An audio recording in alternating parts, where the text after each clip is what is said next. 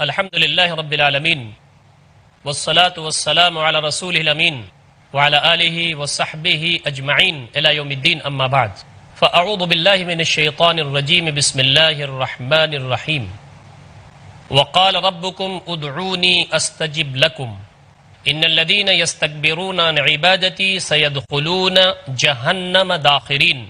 محترم ناظرین کرام، السلام علیکم ورحمۃ اللہ وبرکاتہ۔ ذکر اور دعا پر گفتگو چل رہی ہے۔ اللہ تعالیٰ ان بندوں کو بہت عزیز رکھتا ہے جو اللہ تعالیٰ کو کثرت سے یاد کرتے ہیں اور اللہ رب العزت کی بارگاہ میں کثرت سے دعا کرتے ہیں۔ ہم نے کتاب و سنت کی روشنی میں جاننے کی کوشش کی ہے کہ ذکر کی کیا اہمیت ہے اور دعا کی کیا اہمیت۔ یہ سلسلہ جاری ہے۔ رمضان المبارک کی اہمیت ہم جانتے ہیں، روزوں کی قدر و منزلت ہم جانتے ہیں۔ ان ایام میں اگر بندہ اللہ تعالیٰ کو کثرت سے یاد کرتا ہے اور اللہ رب العزت کے سامنے اپنے ہاتھ کو پھیلاتا ہے، اس سے دعائیں کرتا ہے، رات کی تنہائیوں میں اس کے سامنے گڑگڑاتا ہے، تو اللہ رب العزت کے نزدیک یہ عبادت دو چند ہو جاتی ہے۔ اسی طریقے سے سلمان فارسی رضی اللہ تعالیٰ عنہ کی ایک روایت اور آتی ہے، وہ کہتے ہیں قال رسول اللہ صلی اللہ علیہ وسلم، نبی اکرم صلی اللہ علیہ وسلم نے فرمایا لا يرد القضاء الا الدعاء ولا يزيد في العمر الا البر، رواہ الترمذی۔ قضا کو، تقدیر کو نہیں ٹال سکتی سوائے دعا کی۔ دعا کرنے سے تقدیر بھی ٹل جاتی ہے۔ ہم کو یہ معلوم ہے کہ تقدیر ٹل نہیں سکتی، لیکن دعا واحد چیز ہے کہ جس کی وجہ سے تقدیر ٹل جاتی ہے، تقدیر بدل جاتی ہے۔ قرآن مجید سے اس کی ایک دلیل اور بھی ہے، وہ بھی سن لیجئے۔ یغفر لکم من ذنوبکم ویؤخرکم الی اجل مسمی، اگر تم اللہ تعالیٰ سے دعائیں کرو گے، گڑگڑاؤ گے، استغفار کرو گے تو اللہ رب العزت تمہاری مغفرت قبول کرے گا، تمہارے گناہوں کو معاف کر دے گا۔ وَيُوَخِّرُكُمْ إِلَىٰ أَجْلٍ مُّسَمًّى، اور تم کو مؤخر کر دے گا ایک متعینہ مدت تک۔ یہاں مؤخر کرنے کا، مہلت دینے کی جو بات کہی گئی ہے وہ یہ کہ تمہاری مہلت کچھ تھی، اس مہلت کو اللہ رب العزت نے آگے بڑھا دیا۔ کیوں بڑھایا؟ استغفار کے ذریعے، دعا کے ذریعے۔ انس رضی اللہ تعالیٰ عنہ کی ایک روایت اور آتی ہے، وہ کہتے ہیں قال رسول اللہ صلی اللہ علیہ وسلم، رسول اللہ صلی اللہ علیہ وسلم نے فرمایا لِيَسْأَلْ أَحَدُكُمْ رَبَّهُ حَاجَتَهُ كُلَّهَا حَتَّى يَسْأَلَ شِسْعَ نَعْلِهِ إِذَا انْقَطَعَ، رواہ الترمذی۔ رسول اللہ صلی اللہ علیہ وسلم فرماتے ہیں تم میں سے کوئی شخص یا تم میں سے جو بھی اپنے رب سے مانگنا چاہے وہ اپنی پوری حاجت مانگے۔ تم میں سے اپنے رب سے اپنی پوری حاجت ہو کلھا، ہر چیز اپنے رب سے مانگے۔ حتی یسأل شسع نعلہ اذا انقطع، یہاں تک کہ اپنے جوتے کا جو فیتا ہے وہ اگر ٹوٹ جائے وہ بھی اللہ تعالیٰ سے مانگے۔ آپ سوچیے اللہ تعالیٰ کو کتنا پسند ہے۔ ہم سمجھتے ہیں چھوٹی چھوٹی چیزیں اللہ تعالیٰ سے کیا مانگا، نہیں، چھوٹی چھوٹی چیزیں بھی مانگے، بڑی بڑی چیز بھی مانگے۔ یہاں تک کہ نبی اکرم صلی اللہ علیہ وسلم نے فرمایا کہ جوتے کا جو فیتا ہے وہ اگر ٹوٹ جائے وہ بھی اللہ تعالیٰ سے بندہ اگر مانگتا ہے تو اللہ رب العزت کو بہت ہی عزیز ہوتا ہے، بندہ بہت پسند آتی ہے اس کی یہ ادا۔ محترم سامعین کرام، محترم ناظرین کرام، ہم اب دعا کے آداب پر گفتگو کرنے جا رہے ہیں۔ دعائیں قبول کیسے ہوتی ہیں؟ بس مانگتے رہیں۔ کتاب و سنت میں دعا کی قبولیت کے کچھ آداب بتائے گئے۔ دعا کن لوگوں کی قبول ہوتی ہے، دعا کیسے قبول ہوتی ہے، دعا کے سلسلے میں کیا احتیاط ضروری ہے، ان کو جاننا چاہیے۔ ورنہ بندہ کیا کہتا ہے؟ بندہ کہتا ہے کہ ہم دعا کر رہے ہیں، دعائیں پہ دعا کر رہے ہیں، ہماری دعائیں قبول نہیں ہوتی ہیں۔ ابو ہریرہ رضی اللہ تعالیٰ عنہ سے روایت ہے، وہ کہتے ہیں کہ نبی اکرم صلی اللہ علیہ وسلم نے فرمایا ثلاثۃ لا ترد دعوتهم، تین اشخاص ایسے ہیں جن کی دعائیں رد نہیں کی جاتی۔ الصائم حین یفطر، روزے دار یہاں تک کہ وہ افطار کر لے، یہاں تک کہ اپنا روزہ ختم کر لے، روزے دار کی دعا اللہ رب العزت سنتا ہے۔ ایک والامام العادل، اور ایسا امام، ایسا خلیفہ جو انصاف قائم کرنے والا ہو، اس کی دعا اللہ تعالیٰ قبول فرماتا ہے، سنتا ہے۔ وَدَعْوَةُ الْمَظْلُومِ، اور کوئی شخص مظلوم ہے جس پر ظلم کیا گیا ہے، وہ جو اللہ تعالیٰ سے دعا کرتا ہے تو اللہ رب العزت اس کی دعا قبول فرماتے ہیں۔ يَرْفَعُهَا اللَّهُ فَوْقَ الْغَمَامِ، اللہ تعالیٰ اس کی دعا کو بادلوں کے اوپر اٹھا دیتا ہے۔ وَيَفْتَحُ لَهَا أَبْوَابَ السَّمَاءِ، اور آسمان کے دروازے اس کی دعا کے لیے کھول دیتا ہے۔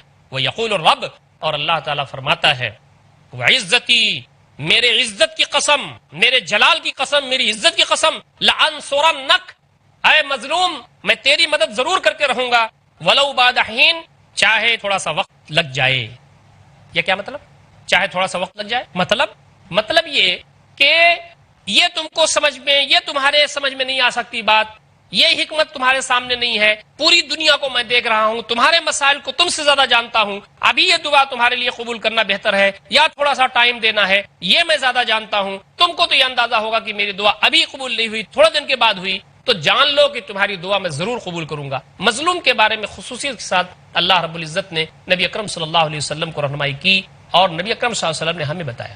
تو اس میں تین جو لوگ ہیں، اس میں تو ایک صائم ہے، آپ صائم ہیں، روزے کی حالت میں ہیں، روزہ رکھنے والے ہیں، دعا اللہ تعالیٰ روزہ رکھنے والے کی قبول کرتا ہے، روزے دار کی دعا قبول کرتا ہے، امام عادل کی دعا قبول کرتا ہے، اور مظلوم کی دعا قبول کرتا ہے۔ ابو ہریرہ رضی اللہ تعالیٰ عنہ کی ایک روایت اور آتی ہے، وہ کہتے ہیں قال رسول اللہ صلی اللہ علیہ وسلم، نبی اکرم صلی اللہ علیہ وسلم نے فرمایا ثلاث دعوات مستجابات، تین جو دعائیں ہیں وہ اللہ تعالیٰ کے ہاں شرف قبولیت پاتی ہیں، لا شک فی اجابتہن، ان کے قبول ہونے میں کوئی شک نہیں ہے۔ نمبر ایک دعوت المظلوم، مظلوم کی پکار، مظلوم کی دعا۔ نمبر دو دعوت المسافر، مسافر کی دعا، اس کا مطلب یہ ہے کہ آدمی سفر میں اگر ہے تب بھی اس کی دعا قبول ہوتی ہے، مسافر کی دعا، اور والد کی دعا اپنے بچے کے سلسلے میں۔ یہاں پر اگر حدیث کے مفہوم کو عموم لیا جائے تو والد سے مراد والد اور والدہ دونوں، یہ جنس کے طور پر استعمال ہوا ہے، یعنی والدین کی دعا اپنی اولاد کے سلسلے میں، ولد لفظ استعمال ہوا ہے، ابن نہیں استعمال ہوا ہے، بنت نہیں استعمال ہوا ہے، بیٹا اور لڑکا نہیں استعمال ہوا ہے، اور یہاں اب اور نہیں استعمال ہوا ہے، والد استعمال ہوا ہے۔ تو یہاں والد سے مراد والدین، اور وہاں ولد سے مراد اولاد، چاہے وہ لڑکا ہو چاہے وہ لڑکی ہو۔ تو والدین کی دعا اولاد کے سلسلے میں یہاں تین چیزیں بتائی گئی، ایک تو مظلوم کی دعا، اور دوسرا مسافر کی دعا، اور تیسرا والدین کی دعا اولاد کے سلسلے میں۔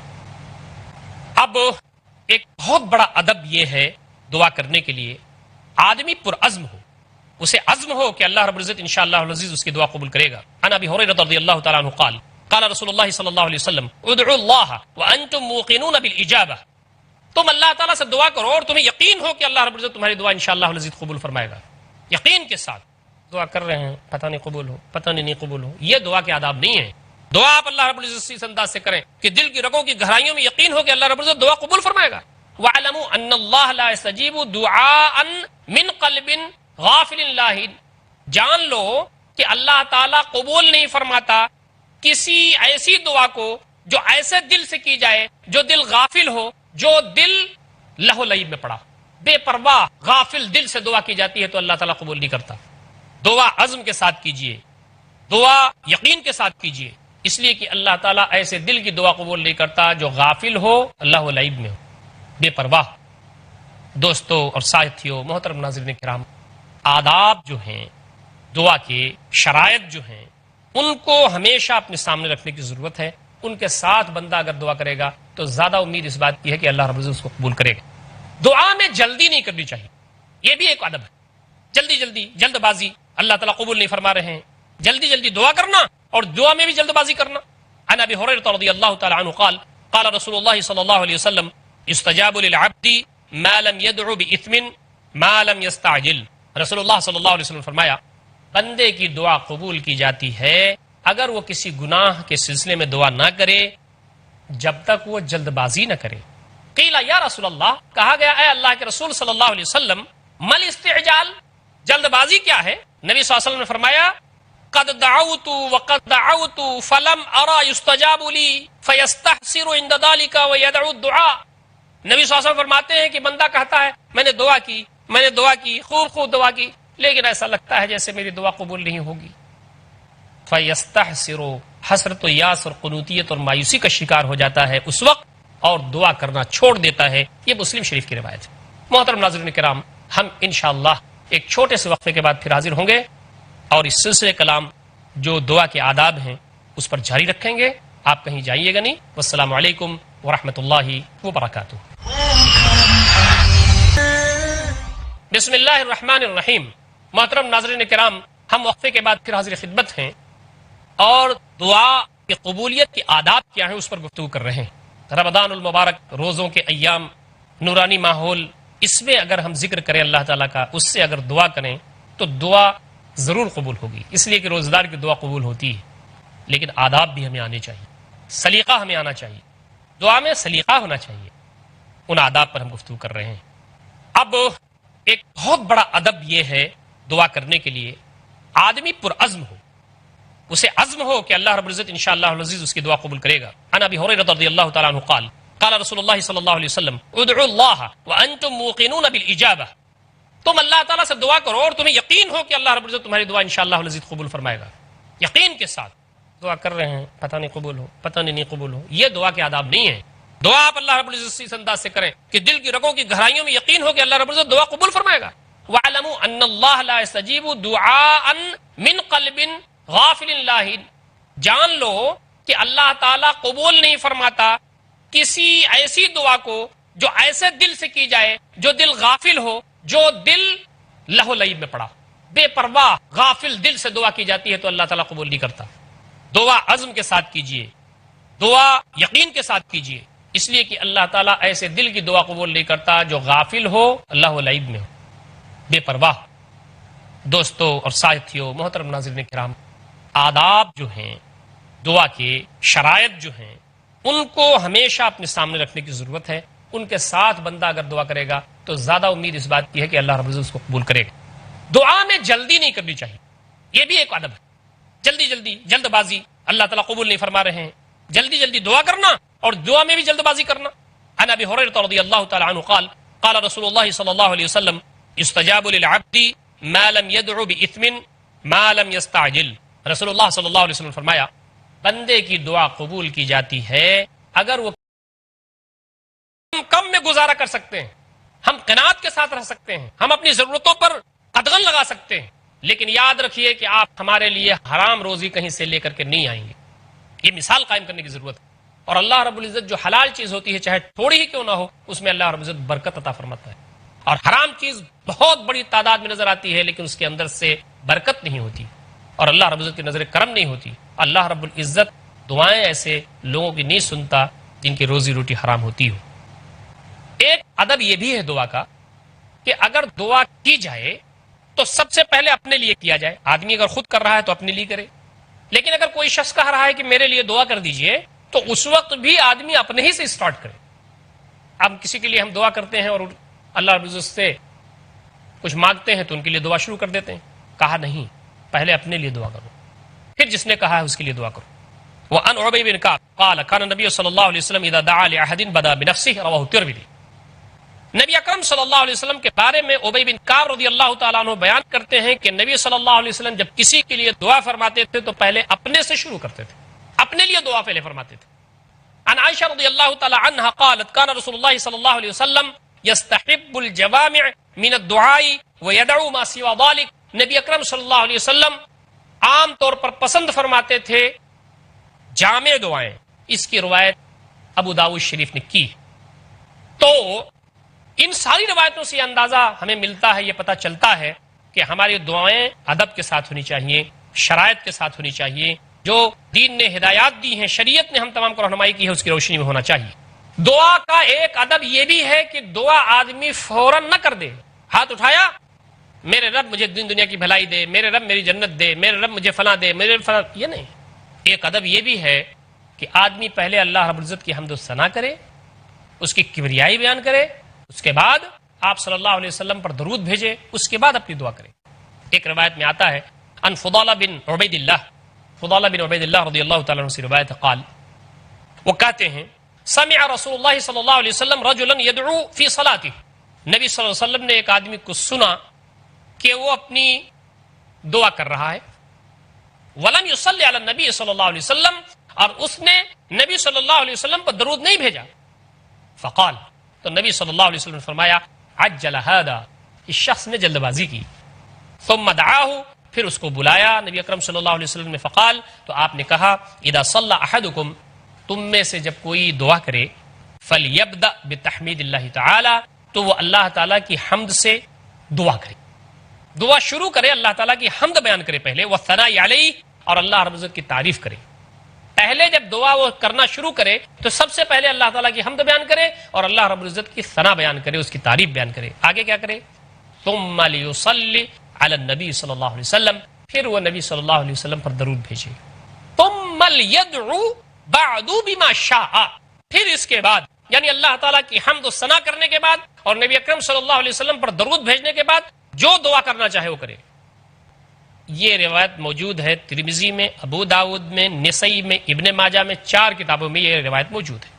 ہم کو بھی اگر دعا کرنا ہے تو ادب اس کا یہ ہے کہ ہم پہلے اللہ رب العزت کی حمد و ثنا بیان کریں، پھر نبی مکرم صلی اللہ علیہ وسلم پر درود و سلام بھیجیں، پھر اس کے بعد ہم جو کچھ دعائیں اپنی کرنی ہیں کریں. تو زیادہ اس بات کا امکان ہے کہ وہ دعا انشاءاللہ العزیز اللہ رب العزت کی بارگاہ میں شرف قبولیت حاصل کرے گی.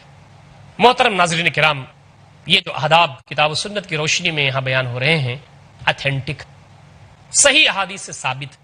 نبی اکرم صلی اللہ علیہ وسلم نے اس کو شیوا بنایا تھا اپنا، اور صحابہ کرام رضوان اللہ تعالی علیہم اجمعین نے اپنی زندگیوں میں اس کو نافذ کیا تھا. اسی لیے ہم دیکھتے ہیں کہ صحابہ کرام مستجاب الدعوات تھے، ان کی دعائیں قبول ہوتی تھی. دل کی رگوں کی گہرائیوں سے جو دعا اٹھتی ہے، رب دو جہاں کے سامنے جو کی جاتی ہے، اللہ رب العزت کے دروازے کو جو کھٹکھٹاتی ہے، تو پھر وہ دعا قبول ہوتی ہے. آدمی کو اب استغفار کرنا چاہیے، آدمی کو اپنی غلطیوں پر نادم ہونا چاہیے، آدمی کو جو کچھ بھی اس نے کیا ہے اس پر شرمندہ ہونا چاہیے، اور اللہ رب العزت کے دامن عفو میں پناہ لینے کے لیے فکر مند ہونا چاہیے، اور اس سے کثرت سے دعائیں کرنی چاہیے. ان آداب کا خیال رکھنا چاہیے. ایک ادب یہ بھی ہے دعا کرنے کا کہ آدمی ہاتھ اٹھا کر کے دعا کرے. آدمی ایسے بھی دعا کر سکتا ہے، لیکن ایک ادب یہ بھی ہے کہ آدمی ہاتھ اٹھا کر کے دعا کرے. عن انس رضی اللہ تعالی عنہ قال رفع رسول اللہ صلی اللہ علیہ وسلم یدیہ فی الدعاء حتی رأیت بیاض ابطیہ، رواہ البخاری. انس رضی اللہ تعالی عنہ فرماتے ہیں کہ رسول اللہ صلی اللہ علیہ وسلم نے اپنے دونوں دستے مبارک کو، ہاتھ مبارک کو دعا میں بلند کیا، اٹھایا. حتی رأیت، یہاں تک کہ میں نے دیکھا، بیاض ابطیہ، نبی اکرم صلی اللہ علیہ وسلم کے پہلو مبارک میں بغل میں جو سفیدی ہے، یعنی آپ صلی اللہ علیہ وسلم کے بغل کی جو سفیدی ہے وہ میں نے دیکھی. یعنی آپ صلی اللہ علیہ وسلم کا جو ہاتھ تھا وہ اٹھ گیا، اور آپ صلی اللہ علیہ وسلم کا بغل مبارک یہ نظر آنے لگا. ہاتھ یہاں تک اٹھایا جائے کہ یہاں تک اٹھایا جائے. حضرت انس، بخاری کی روایت ہے، وہ کہتے ہیں ایک تو چیز حدیث سے یہ ملتی ہے کہ ہاتھ اٹھانا چاہیے دعا، اور دوسری یہ بات ملتی ہے کہ ہاتھ قاعدے سے آدمی اٹھائے. تو آدمی ایسے بھی دعا کر سکتا ہے، آدمی ایسے بھی دعا کر سکتا ہے. ہاتھ اٹھانے کی بات ثابت ہے، اور نبی اکرم صلی اللہ علیہ وسلم کے اس وقت جس وقت آپ صلی اللہ علیہ وسلم نے یہ دعا کی ہے اس وقت آپ کے ہاتھ زیادہ اٹھے ہوئے تھے. یہ آداب ہیں دعا کے. محترم ناظرین کرام، آداب دعا کا یہ سلسلہ جاری رہے گا انشاءاللہ العزیز. اللہ تعالی ہم تمام کو کثرت سے اللہ تعالیٰ کا ذکر کرنے والا اور اللہ تعالیٰ سے کثرت سے مانگنے والا بنائے. اقول قولی ھذا استغفر اللہ لی ولکم اجمعین واستغفروہ انہ الغفور الرحیم وآخر دعوانا ان الحمد للہ رب العالمین والسلام علیکم ورحمۃ اللہ وبرکاتہ. Quran, it is Ramadan.